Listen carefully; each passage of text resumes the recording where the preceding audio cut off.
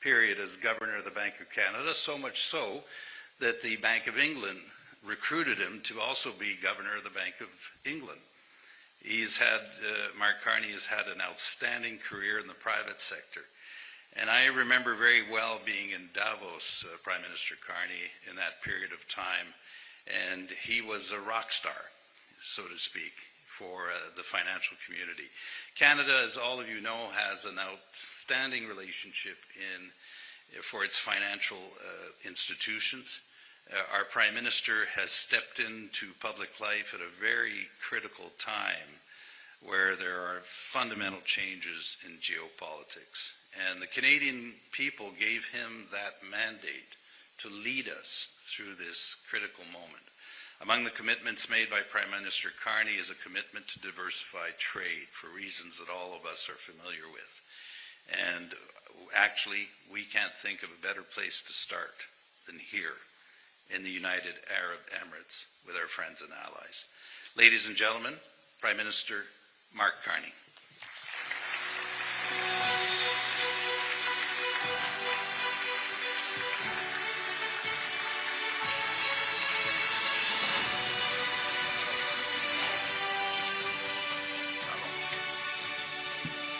Thank you very, very much. Merci beaucoup. Je veux commencer en français afin de remercier M. Charest, parce que c'est vrai qu'il y a plus de 40 années qu'un Premier ministre canadien était ici. Mais pendant cette période, Jean Charest, étant ministre de l'Industrie du gouvernement du Canada, étant Premier ministre du Québec, étant coprésident du Conseil, c'est quoi en français? C'est le Conseil d'affaires Émirats Arabes Unis et Canadiens. Il a continué de renforcer les liens entre nos deux pays. Et à cause de ça, nous avons des relations très, très fortes, une base très solide. But it's a base on which we are going to build, and I just wanted to reinforce that fortunately we had Jean Charest for the 40 years, and unfortunately we're going to have you for another 40 years, Jean, but building these relationships.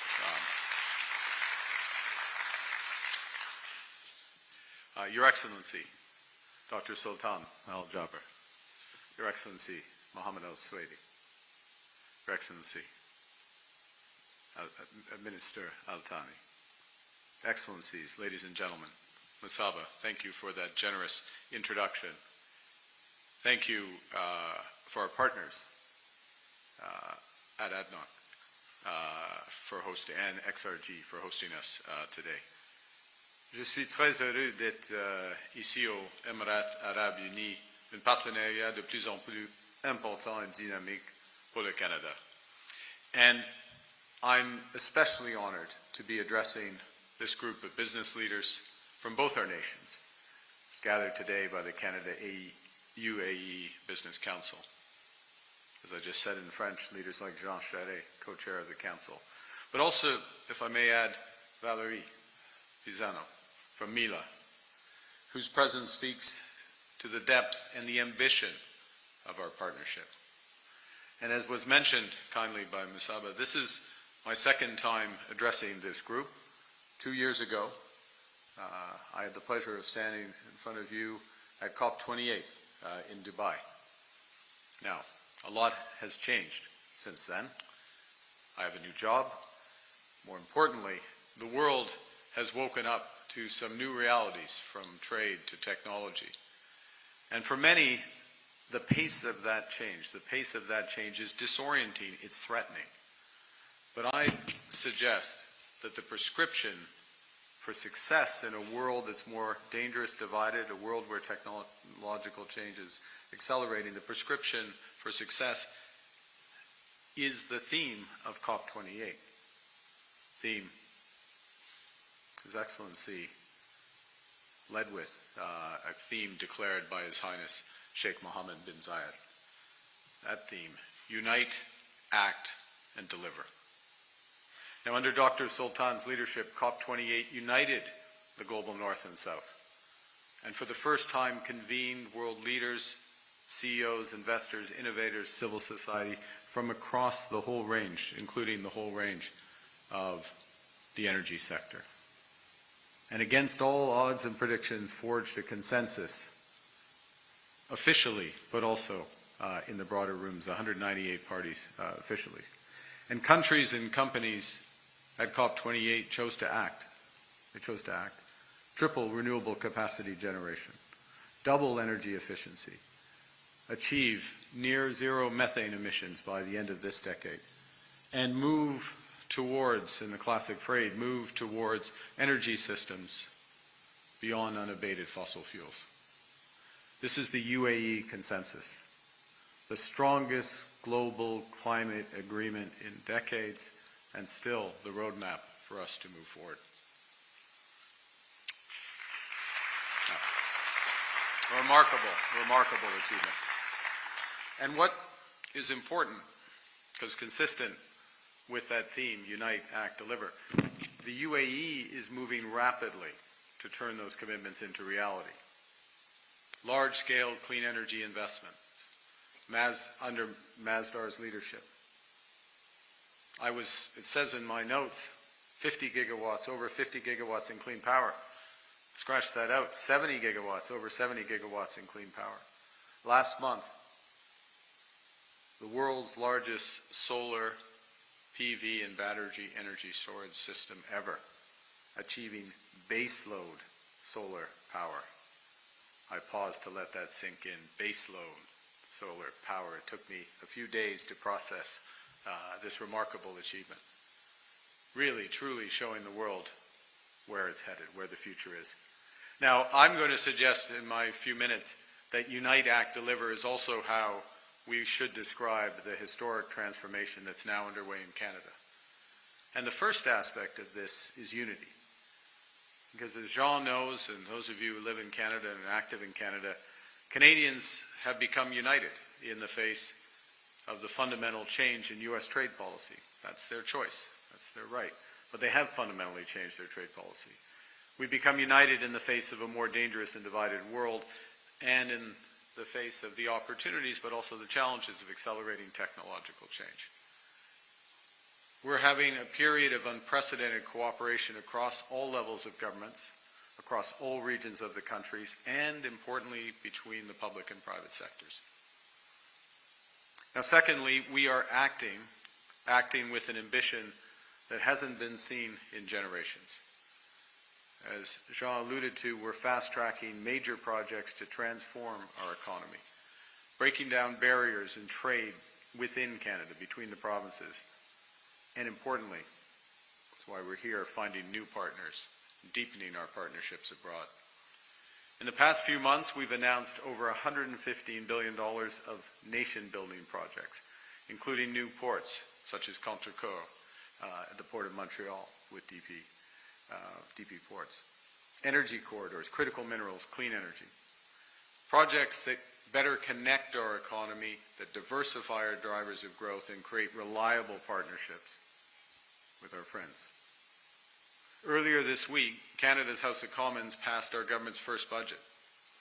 Core objective of that budget is to unleash $1 trillion of investment in Canada over the next 5 years. At the heart of that plan, consistent with COP28, is our climate competitiveness strategy.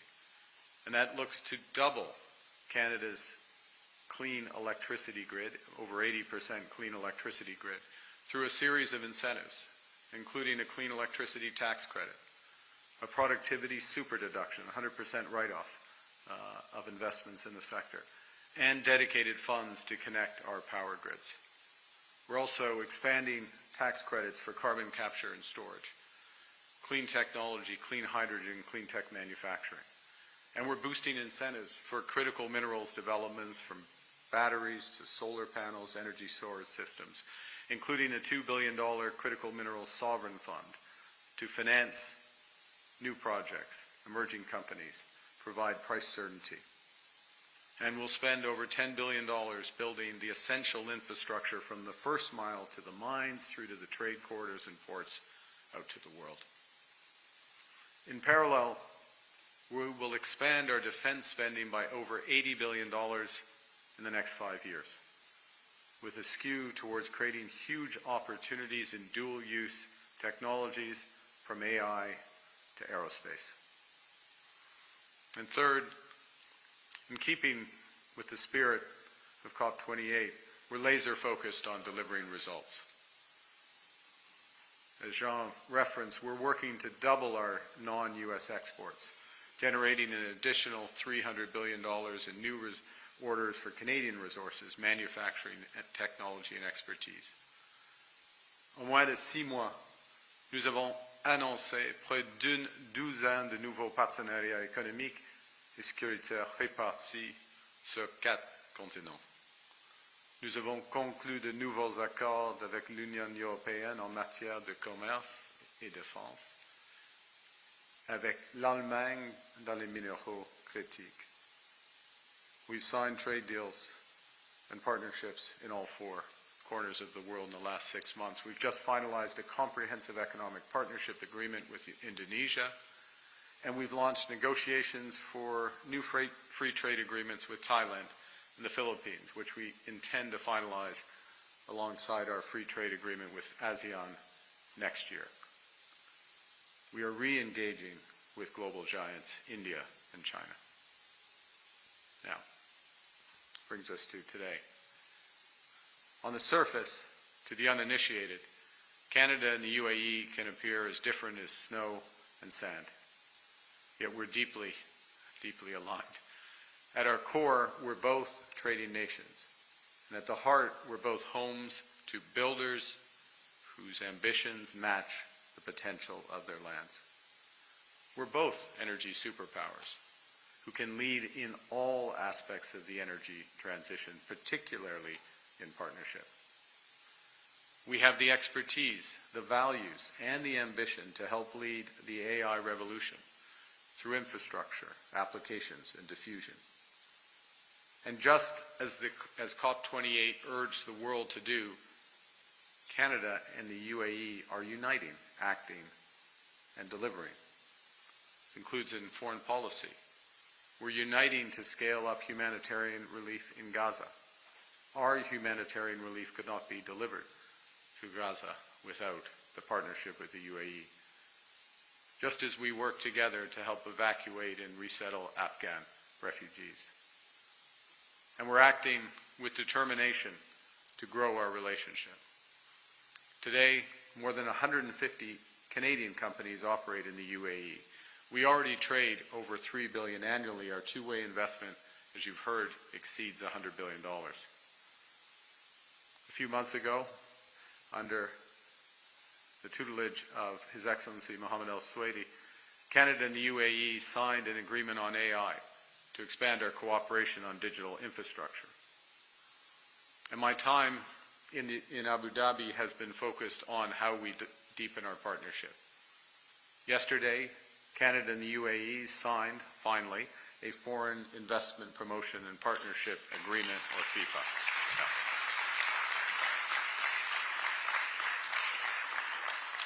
It took the spirit of COP to get us to get it done. This will unlock tens of billions of dollars in investment between our two countries. And for Canadians, it's an opportunity to expand for our engineering firms, our construction companies, our aerospace sector, our agri-food, seafood producers, our AI firms. And as we build our investment ties, we're also elevating our trading relationship. I'm very pleased that yesterday the President, His Royal Highness, and I agreed to launch our Comprehensive Economic Partnership Agreement, or CEPA, the opportunity to take our partnership to a new level, and we will deliver on that in the next year.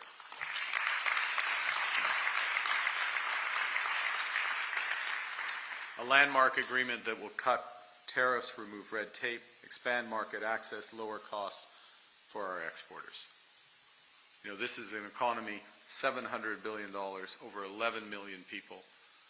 The dedication to lead the AI, dedication and expertise to lead the AI and energy revolutions, truly a magnet for global talent and trade.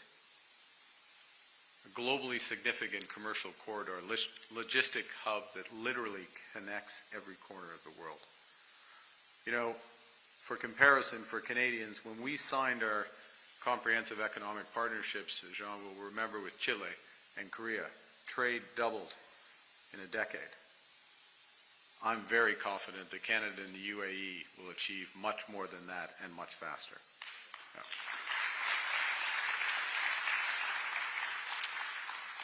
And, you know, not least because we have what much of the world wants.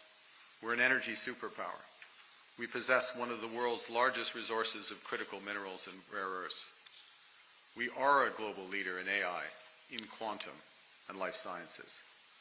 And we realize it's time to begin to commercialize these strengths for the benefit of humanity.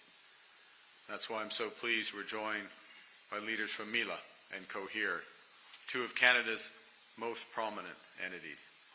And I encourage you in the breaks to speak with them about the opportunities together.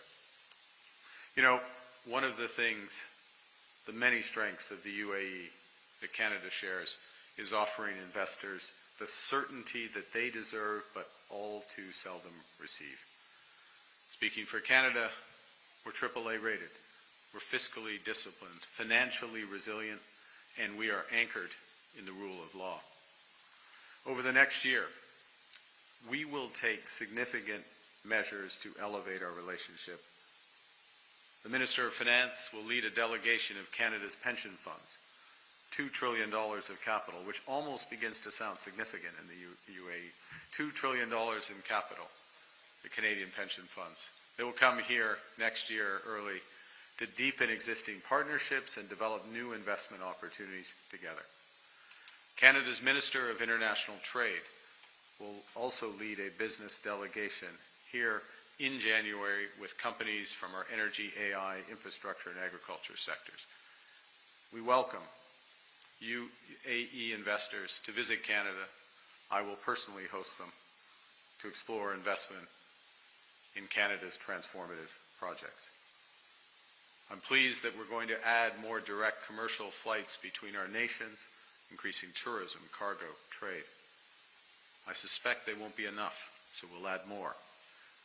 Mila is launching a new partnership with the UAE's Technology Innovation Institute to advance research on AI architecture and open a lab at Mila's facility in Montreal.